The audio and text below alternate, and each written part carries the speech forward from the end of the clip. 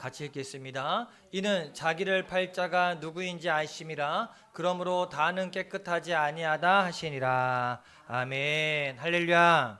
우리가 지금 주일마다 요한복음을 계속 읽어나가면서 함께 은혜를 나누고 있습니다. 예수님께서 이 땅에 오신 목적이 뭡니까? 여러분 생각하기에 예수님 이 땅에 왜 오셨을까요? 그렇죠. 정답입니다. 첫째는 우리 인류를 구원하시는 겁니다. 죄와 죽음에 매여 있는 인간, 악한 마귀에게 붙잡혀 고통당하는 인간들을 구원하시는 것이 가장 큰 목적이고 중요한 목적입니다. 근데 또 하나가 있습니다. 그게 뭐냐면 우리가 이 땅에서 어떻게 살아가야 되는지 그 삶의 모본을 보여주신 것이 예수님이 이 땅에 오신 목적입니다. 원래 이 본이라는 말은 본보기라는 말의 준말인데 옛날 어르신들 우리 장모사님이나 우리 함지사님은 옷 만들어 보셨나요? 옷 지어 보셨어요? 더 옛날인가? 지어 보셨죠? 옷을 지을 때 양쪽이 똑같아야 되잖아요. 그러면 어떻게 하냐면 종이로 본을 뜹니다. 그리고 이제 기억나세요? 저는 안 지어봤어요. 근데 알아. 종이로 본을 떠서 그 종이에 맞게끔 재단을 하고 바느질해서 옷을 만듭니다. 그래서 본을 떠서 만들어야 옷이 제대로 만들어집니다. 본을 뜨지 않으면 어떻게 될까요? 짝짝이 돼. 이쪽도 짧고 저쪽도 짧고. 그래서 반드시 이 종이나 형태를 만들어서 본을 떠야 제대로 된 옷이 만들어집니다. 그것처럼 예수님은 제자들로 하여금 자신을 본을 삼고 본 따서 살라고 가르쳤습니다. 그렇게 되면 제자들은 누구를 닮아갈까요? 예수님을 그대로 닮아가게 될 것입니다. 실제로 주님의 제자들을 가만히 보면 처음에 부르심을 받았을 때 그들은 정말 평범한 사람이었습니다. 어부의 출신에다가 배운 것도 별로 없었습니다. 그랬던 그들이 예수님을 따라다니면서 예수님을 본따서 행동하고 예수님을 닮아가기 시작했습니다. 그러자 그들의 삶이 변화되어지고 세계 역사에 큰 영향을 미치는 굉장한 사람들이 되었습니다. 그들이 한 게 별거 없습니다. 누구만 따라다녔어요? 누구만 본받았어요?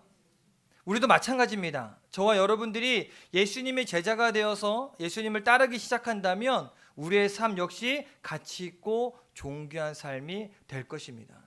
근데 세상 사람들은요, 따라만 다닌다고 그게 돼? 그냥 본받는다고 그게 돼? 뭔가를 해야지. 뭔가 이렇게 이뤄 나가야지 라고 생각을 합니다. 근데요, 성경에서 이야기하는 주님 말씀하시는 것은 다른 게 아니라 나를 따르고 나를 본받아라. 이것이 주님께서 끝까지 우리에게 해주시는 말씀입니다. 오늘 우리가 읽은 말씀의 주제는 바로 이 말씀입니다.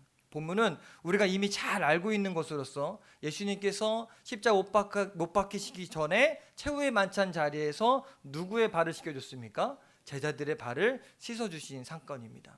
예수님 당시 이 팔레스타인 지역 사람들은요, 유대인들은 주로 샌들을 신고 다닙니다. 양말이 없어요. 그리고 거의 맨발로 다녔습니다. 기후가 건조하다 보니까 그냥 막 다닙니다. 그래서 집 안에 들어갈 때 집 앞에 뭐가 있냐면 발 씻을 물이 있습니다. 이 마가의 그 혼인잔치에도 물이 포도주가 되는 그 사건에서도 거기 입구에 뭐가 있었습니까? 발 씻을 물이 있었잖아요. 그래서 손님이 오면 집 주인은 이 종으로 하여금 이 손님에게 신을 벗기고 물을 받아서 이 발을 씻어주도록 그렇게 했습니다. 직접 본인이 씻기도 하지만 대부분 다 종들이 씻어줍니다. 심지어 이 유대인들은 이것을 종교적으로 규칙을 정해서 꼭 그렇게 하도록 이야기를 했어요. 그게 예법처럼 그렇게 했습니다. 예수님께서 제자들과 함께 식탁의 자리에 앉아서 마지막 만찬할 때도 아마 예수님의 발과 제자들의 발은 모래와 먼지로 더럽혀져 있을 것입니다. 그래서 이 성화 같은 데를 보면 혹시 보셨는지 모르겠지만 제가 예전에 한번 보여드린 적이 있었는데 식사할 때 우리는 이렇게 앉아서 이렇게 탁을 하잖아요. 이때는 비스듬히 기대갖고 이렇게 누워서요. 그래서 발은 이쪽에 두고 머리는 앞에 두고. 왜 그렇게 했냐면 발에 먼지가 묻으니까 음식에 묻지 말라고. 그래서 이렇게 비스듬히 이렇게 거의 눕다시피 해갖고 이렇게 밥을 먹습니다. 아마 그 상황을 연상하면 좋으실 것 같아요.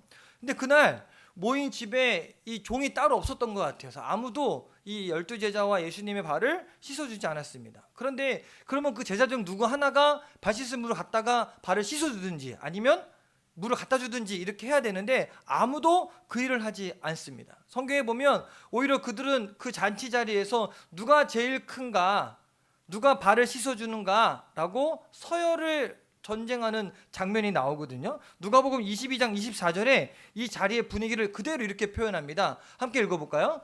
또 그들 사이에 그중 누가 크냐 하는 다툼이 난지라. 아마도 이게 그냥 나온 말이 아니라 이 발을 씻어주는 사람이 최하층이거든요. 그러면 누군가 하나 나서서 발을 씻어주는 것과 동시에 너는 꼴찌 12번. 그럼 맨 처음 씻어주는 사람이나 뭐 이렇게 대접받는 사람은 1번. 여러분 1등이 좋아요? 꼴찌가 좋아요? 제자들이 서로 눈치만 보고 있었어요. 왜? 발 씻는 일은 제일 밑에 있는 사람이 하는 거니까.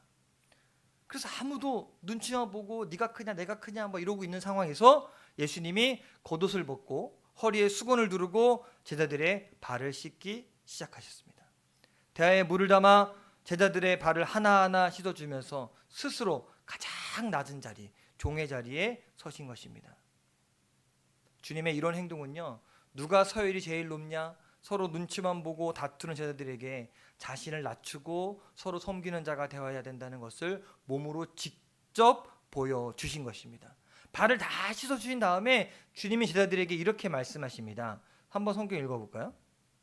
13장 13절 15절입니다. 함께 읽어봅시다. 시작. 너희가 나를 선생이라 또는 주라 하니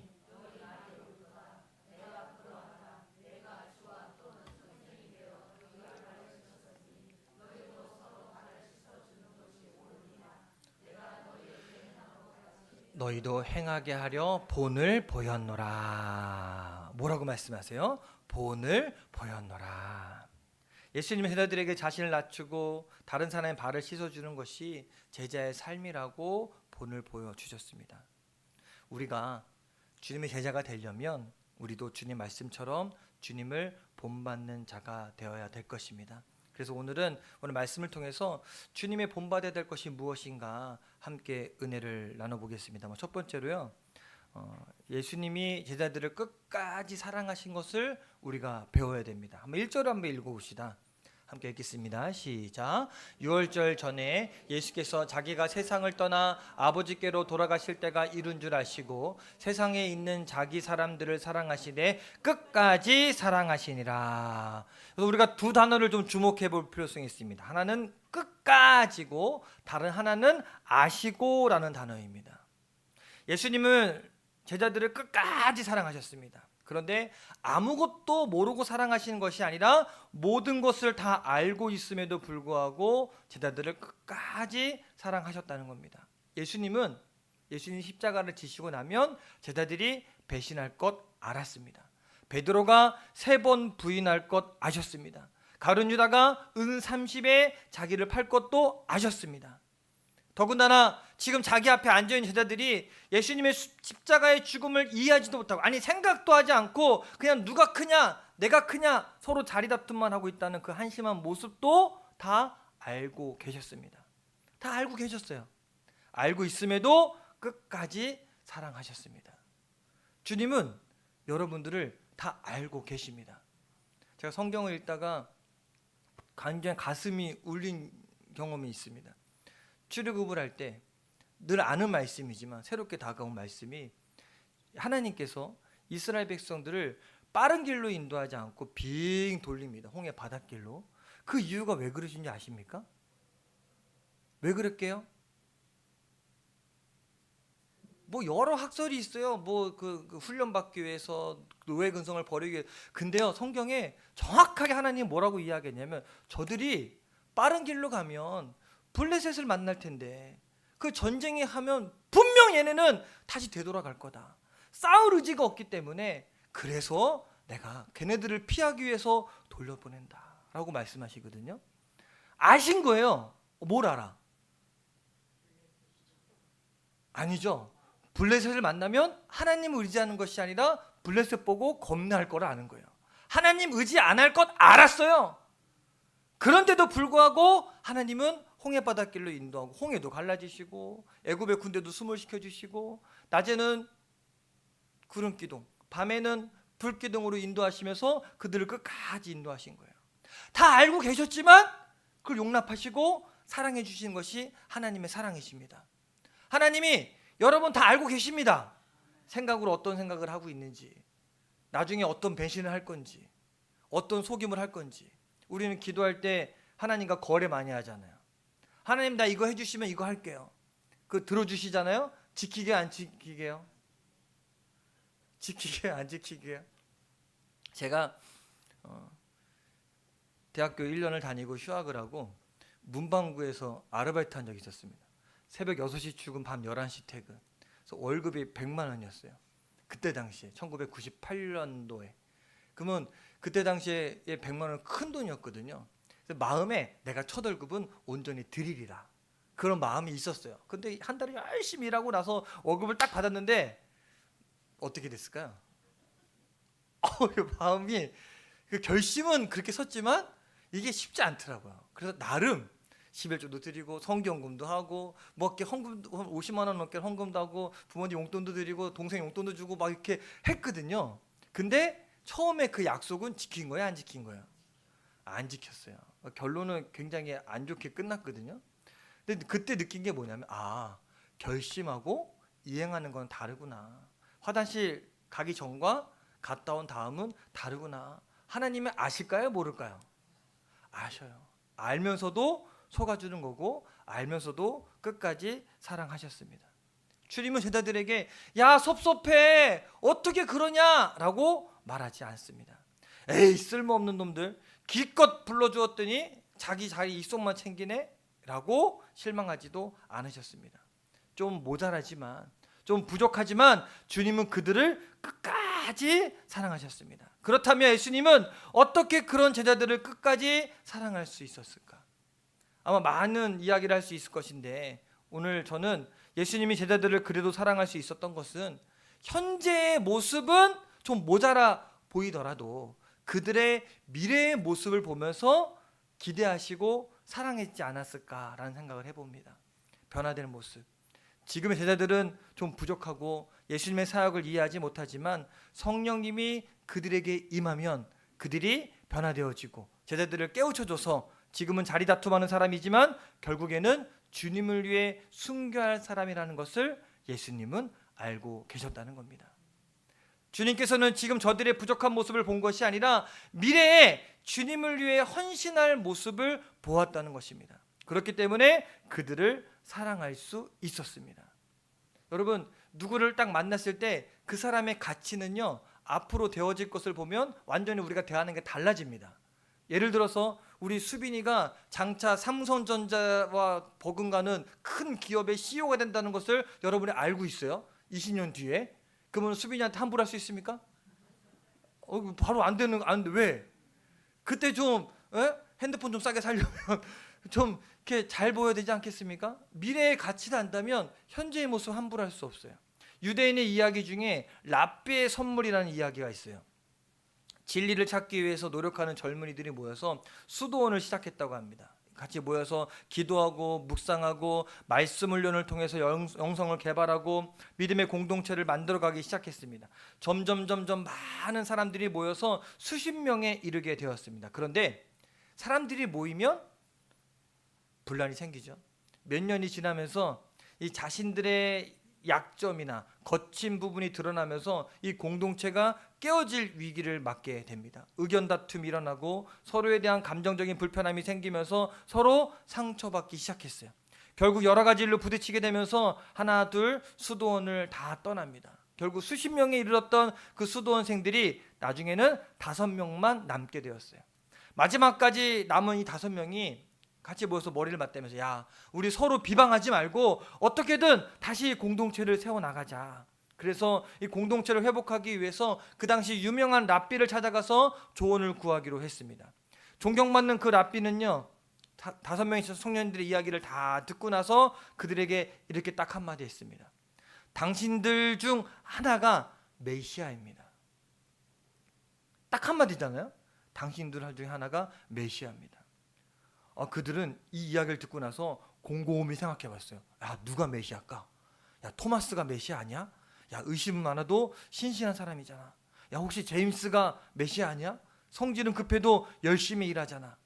혹시 존이 아닐까? 존 건방지지만 그래도 기도하는 사람인데. 아니면 마태일까? 소심하지만 성실한데. 아니면 디모데일까? 어리석지만 깨끗한 사람인데, 믿음의 사람인데. 서로 보면서 서로들 속에 있는 가능성을 보기 시작합니다. 혹시 저 사람이 아닐까? 저 사람이 아닐까? 겉으로 드러나는 약점이나 추한 모습 보는 것이 아니라 서로에게 대한 가능성을 보기 시작하면서 그들이 보는 시각이 완전히 달라졌습니다.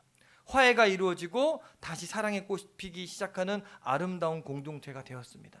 랍비의 말대로 5명 중에 1명이 메시아가 아니라 그들의 가능성을 발견하는 순간 이 5명은 그 깨달음을 얻게 되고 흩어졌던 사람들이 다시 그 공동체로 모이기 시작했습니다. 서로에게 있는 약점이나 추한 모습을 보는 것이 아니라 서로에게 있는 가능성을 보는 것, 이것이 공동체를 회복하는 힘이었습니다. 그런데 바로 이런 시각이 우리 주님께서 제자들을 본 시각이었습니다. 신학자 칼바르트가 이런 말을 했습니다. 하나님의 사랑은 대상을 찾는 것이 아니라 대상을 창조하신다. 하나님은요, 우리는 찾잖아요. 내 첫사랑은 어딜까? 내 이쁜 사람은 내 이상형은 어디 있을까? 하나님은 찾는 게 아니라 만드는 겁니다. 예수님은 제자들이 사랑받을 만해서 사랑한 것이 아니라 오히려 그들을 사랑받을 만한 존재로 다시 창조하신 겁니다. 제자들은 지금은 좀 모자라지만 성령님이 임하시면 그들은 땅끝까지 가서 예수님의 증인이 될 사람들입니다. 주님은 현재 모자란 제자들이 아니라 성령님을 통해서 완전히 새롭게 변화될 제자들을 보시면서 그들을 끝까지 사랑하셨습니다. 저와 여러분도 마찬가지입니다. 우리는 사랑받을 자격이 있어서 사랑받습니까? 원래 우리는 사랑받을 만한 사람이 못 됩니다. 멸망받을 죄인이고 모자라는 존재입니다. 그래서 하나님은 저와 여러분들을 하나님의 자녀로 다시 만들어 주셨습니다. 예수 그리스도 안에서 새로운 피조물이 되게 하셨습니다. 그러므로 여러분, 저와 여러분 주님에 의해서 사랑받을 만한 사람으로 창조되었다는 사실 믿게 되기를 간절히 축원합니다. 과거에 그냥 나의 초라한 모습에 절망하지 마시고, 내 능력이 없다고 절망하지 마시고, 거울 보면서 실망하지 마시고, 미래의 주님의 사랑받는 자로 주님과 함께 살아갈 나 자신을 볼 수 있게 되기를 주님의 이름으로 간절히 축원합니다. 한번 나 자신한테 이야기해 볼까요? 나는 하나님의 사랑받는 존재로 태어났다. 당신은 사랑받기 위해 태어난 사람. 이게 그냥 하는 말이 아니라 우리 주님께서 제자들을 그 시선으로 바라본 거예요. 야, 너는 지금 세상적이 봤을 때는 부족해 보이지만 내가 보기에는 사랑받기에 충분한 존재야 라고 이야기하는 거예요. 두 번째, 우리는 우리 삶에서 죄 씻음 받는 것이 얼마나 중요한지를 알아야 됩니다. 오늘 말씀에 보면 예수님께서 겉옷을 벗고 허리를 숙여서 이 수건을 두른 다음에 제자들의 발을 씻기 시작합니다. 제자들이 너무나 당혹스러워하면서도 아무 말하지 못합니다. 아까 얘기했죠. 다 이렇게 엎어져 갖고 밥 먹고 있다가 그 엎어지면 뒤에는 다 뭐가 있어요? 발이 쭉 있잖아요. 그럼 주위 돌아다니면서 발 씻기가 너무 편하겠어요. 근데 자 이렇게 씻겨주는데 다른 제자들은 말하지 못하는데 우리의 베드로는 실망시키지 않죠. 베드로가 이렇게 이야기해요. 주님, 왜 내 발을 씻기십니까? 내 발을 절대 씻기지 못합니다. 그랬더니 주님이, 야, 내가 너를 씻기지 않으면 너 이제 나 모르는 사람이야. 그랬더니 베드로가 한 발 더 앞서고, 아 그래요 주님? 그럼 나 머리도 씻겨주고요, 손도 씻겨주시고요, 다 씻겨주세요. 그러자 주님 베드로에게 아주 중요한 말씀을 하십니다. 10절 함께 읽어볼까요? 시작.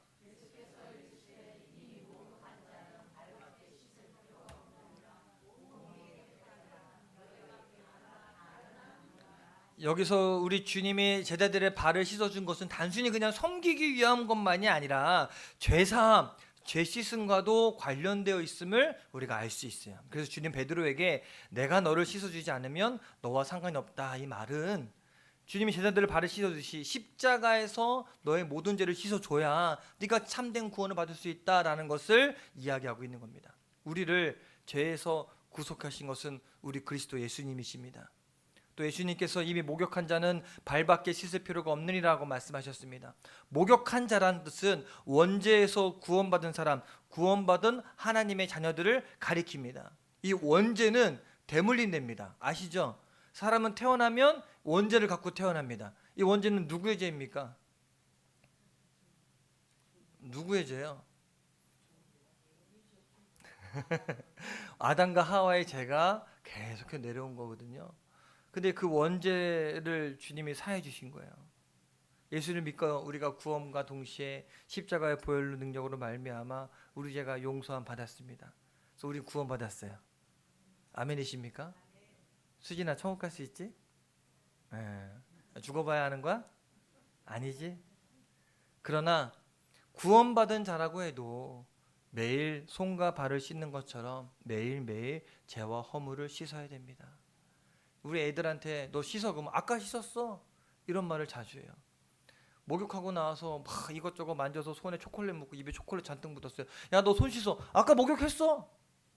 아까 씻었으면 안 씻어도 됩니까? 아니에요. 우리가 구원받았다 하더라도 날마다 세상 살아가면서 묻는 우리의 죄와 허물을 주님의 십자가 앞에서 매일매일 자복하고 회개해야 합니다.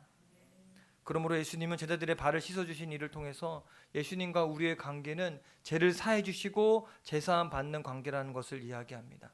성도는 바로 죄 씻음 받은 자를 성도라고 이야기합니다. 죄의 심판에서 완전히 해방된 자, 아예 어둠에서 빛으로 옮겨진 자가 바로 우리 성도들입니다. 나중에 모든 사람이 죽어서 하나님 심판대에 섰을 때 하나님 앞에는 두 종류의 죄인이 있을 것입니다. 용서받은 죄인과 용서받지 못한 죄인입니다. 그러면 구원은 누가 받습니까? 용서받은 죄인입니다. 똑같은 죄인이에요. 근데 용서받지 못한 죄인은 천국에 가지 못합니다. 우리는 용서받았기 때문에 천국에 갈 수 있습니다. 하지만 주님을 믿지 모르는 자, 믿지 않는 자들은 용서받지 못했기 때문에 분명한 것은 지옥 갈 것입니다. 그래서 예수님께서는 가룟 유다를 의식하면서 너희가 깨끗하나 다는 아니니라 라고 말씀하셨습니다. 가룟 유다는 죄사함 받은 자가 아니라는 말을 이야기하시는 겁니다. 그는 예수님을 그리스도로 구원자로 믿지 않았습니다. 단순히 그냥 선생님으로 따라다닌 것뿐입니다. 그래서 그는 결국 예수님을 배반하고 그냥 죽음에 이르고 말았습니다. 그러므로 사랑하는 여러분, 우리가 이 세상을 하나님의 자녀로 살아가고 또 세상을 이기고 세상을 변화시키는 자가 되려면 우리는 날마다 죄를 회개하고 날마다 죄 씻음을 경험해야 합니다. 그것이 주님과 함께 가는 길이고 세상을 이기는 힘입니다. 주님은 너무나 분명하게 우리에게 이렇게 말씀하십니다. 내가 너를 씻어주지 아니하면 나와 상관이 없느니라. 성도의 힘은 죄에서 깨끗하게 달 때 세상을 변화시킬 수 있는 힘이 생긴다는 사실을 기억하게 되길 간절히 축원합니다. 마지막 세 번째로 우리 말씀을 통해서 서로의 발을 씻어주는 자가 되어야 된다는 것을 배울 수 있습니다. 예수님께서 제자들의 발을 다 씻어주고 난 다음에 12절에 이렇게 말씀하십니다. 함께 읽어볼까요? 시작.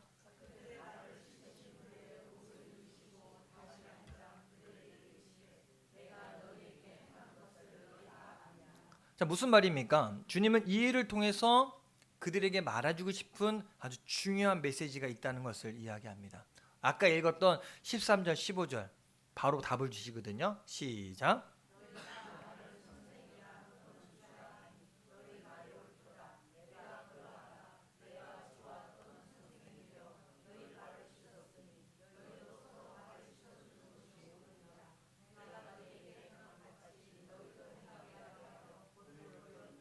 너희도 행하게 하려 하여 본을 보였노라 라고 말씀하십니다. 주님 제자들에게 보이신 본, 그것은 바로 서로의 발을 씻어주라는 것입니다.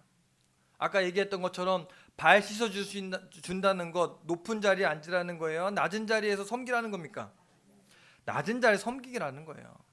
자신을 겸손히 낮추고 다른 사람을 섬기는 자가 되는 것, 이것이 우리 기독교의 신앙의 본질이고 그리스도인의 아름다운 삶의 모습입니다. 여러분 잘 섬기고 계십니까? 사람은 누구나 대접받고 싶어 합니다. 그럼 대접받는 게 좋아요? 대접하는 게 좋아요? 힘든 거 하는 게 좋아요? 안 힘든 거 하는 게 좋아요? 이 사람은 다 그래요. 편한 거 좋아합니다.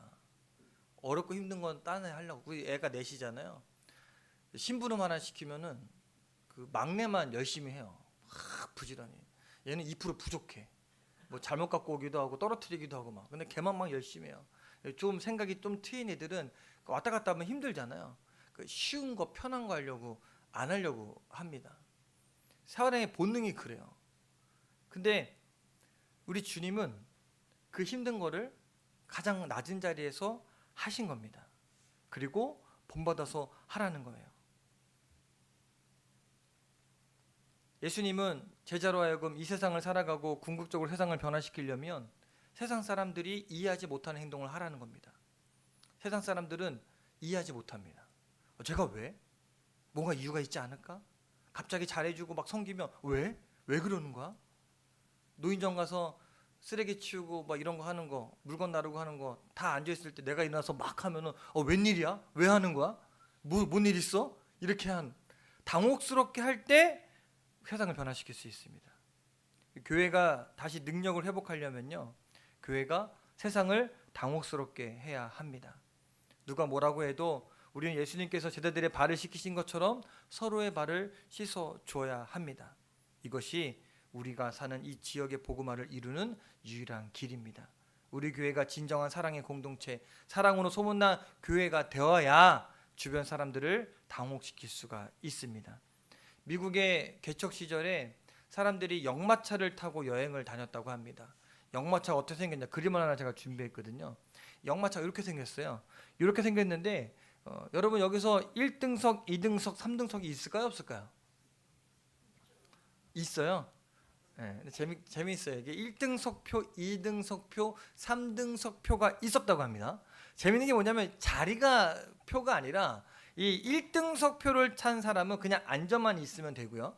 2등석 차표를 가진 사람은 만약에 바퀴가 망가졌을 때 얘기하는 거예요. 망가졌을 때 1등석 표는 가만히 앉아 있으면 돼요. 2등석 표 산 사람은 밖에 내려와야 돼. 왜? 무거우니까. 내려와서 밖에서 쳐다보고만 있어야 돼요. 3등석 표 산 사람은 어떻게 될까요? 네? 내려서 같이 바퀴를 고쳐야 돼. 그래서 1등석 표 간 사람은 그냥 망가지든 가든 안 가든 그냥 앉아만 있으면 되고, 2등석 표 사람은 내려서 좀 방관한 쳐다보고 있어야 되고, 3등석 표는 어때요? 적극적으로 일하는 사람이 되어야 된다는 거예요. 재밌죠? 근데 재밌는 건 뭐냐면 바퀴가 고쳐져야 가잖아요. 이 교회 안에도 좀 이런 좌석표 배정받는 것 같은 현상이 나타나는 경우가 있어요. 그래서 1등석표 산 사람 교회 안에 앉아서 대접받기만을 좋아하는 사람입니다. 그냥 앉아서 예배드리고 그냥 편하게 가는 거. 그래서 대형 교회들 사람들이 좋아하는 이유가 가면 뭐라고 얘기하냐면 예배드릴만 난대요. 이 표현이 맞는 표현일까요? 예배는 누구한테 드리는 거예요? 하나님께 드리는 건데 내 입맛에 맞으면 누가 예배를 받은 거예요? 내가 받죠. 편하게 하는 사람. 그리고 반면에 2등석표 교회 방관자가 있습니다. 그냥 쳐다보고 이렇게 되는구나, 저렇게 되는구나. 그러나 이름도 없이 빛도 없이 늘 숨어서 봉사하는 자가 있습니다. 3등석을 산 사람과 같은 분들. 근데 여러분, 교회는 3등석을 산 사람들이 필요합니다. 섬기는 사람들, 같이 마차를 움직이는 사람이 반드시 필요합니다. 그래서 진 게츠라는 미국의 신학자가 사단이 교회를 공격하기 위해 만들어 놓은 것이 바로 유사 기독교 이단이라고 말을 합니다. 그리고 계속해서 말하기를 오늘날 많은 사람들이 그 유사 기독교 이단에 빠지는 이유는 교리 때문이 아니라 이단이 가지고 있는 사랑과 인간관계 때문이다라고 지적합니다. 이게 맞는 말인 것 같아요. 이단이 사람을 미혹하는 것은요, 관심과 사랑입니다. 진짜 사랑을 실천해야 될 것은 이단이 아니라 교회거든요. 근데 이단에서는요, 그렇게 사랑을 실천해요. 사랑처럼 보이게 해요. 관심 갖고 선물해주고 연락하고 찾아가주고. 남녀호랑개교라고 아십니까? 창가학회, 남녀호랑개교 이렇게 기도하는 거예요. 1시간씩 2시간씩. 근데 이 창가학회가 우리나라에만 30만 명이 넘게 있습니다. 모르셨죠? 뭐 신천지가 지금 20만 30만이라고 그러는데 거긴 드러났지만 드러나지 않는 이 남녀 혈안교교는요 30만 명이 넘어요. 근데 어떻게 전도하는지 아십니까? 이 사람들 독거노인들, 혼자 계신 분들 그렇게 찾아가요. 선물해주고 이렇게 밥 사주고 와서 말동무해주고 그렇게 해주면서 이야기를 합니다. 복 받는 비결이 있는데 왜 이렇게 힘들게 사십니까? 어떻게 하면 되는데 사진 걸어놓고 남녀 혈안교교만 하면 돼요. 이렇게 해서 창과학교로 빠지는 사람이 30만 명입니다. 그들이 그 종교 때문에 빠지는 겁니까? 아니거든요. 처음에 가까이 나아가는 그 사랑 때문에 나에게 베풀어주는 그 온정 때문에 그 마음 문이 열리는 겁니다. 가짜 이단들은 사랑을 부르짖고 섬김을 말합니다. 근데 교회는 어떻습니까? 우리가 사랑을 이야기하는데 사랑하고 계십니까? 낮아지고 계십니까? 많은 사람들이 이단으로 가고 있는 이유 바로 여기에 있습니다. 여러분, 우리가 먼저 사랑하고 우리가 먼저 낮아집시다. 이번 주 명절입니다. 명절에는 가족들 많이 만나죠. 그러면 우리가 가정에서 복음화를 원한다면 우리가 믿지 않는 가족들의 발을 씻기는 자가 되어야 됩니다. 그렇다고 명절날 새해 복 많이 받으세요 하면서 발 씻겨주는 얘기 아닌 거 아시죠? 섬기세요. 내가 속한 공동체에서 복음을 전하기 원한다면 그곳에서 다른 사람의 발을 씻어줘야 됩니다. 오늘 저와 여러분 가슴 속에 14절의 말씀을 깊이 새길 수 있게 되기 바랍니다. 함께 읽어볼까요? 14절입니다. 없나요? 네, 제가 읽어드릴게요. 내가 주와 또는 선생이 되어 너희 발을 씻었으니 너희도 서로 발을 씻어주는 것이 옳으니라. 서로의 발을 씻어주는 공동체와 그런 성도가 되기를 주님의 이름으로 간절히 축원합니다. 또한 한 가지 더 명심하실 것은 주님이 말씀하신 것을 우리가 잘 지켜 행하면 나머지는 주님이 행하십니다. 성경에 말씀을 듣고 순종한 자들은 변화를 이루었거든요. 그러나 자기 생각이 꽉 차 있는 사람들은 그 변화를 이루지 못했습니다. 왜? 현실의 문제가 더 크게 느껴졌으니까. 나 먹고 살기 힘든데 무슨 사랑이고 무슨 섬김이야. 내가 먼저 살아야지. 안 그러거든요. 주님이 말씀하신 것을 우리가 순종하고 그대로 따라간다면 나머지의 삶도 반드시 주님께서 책임져 주십니다.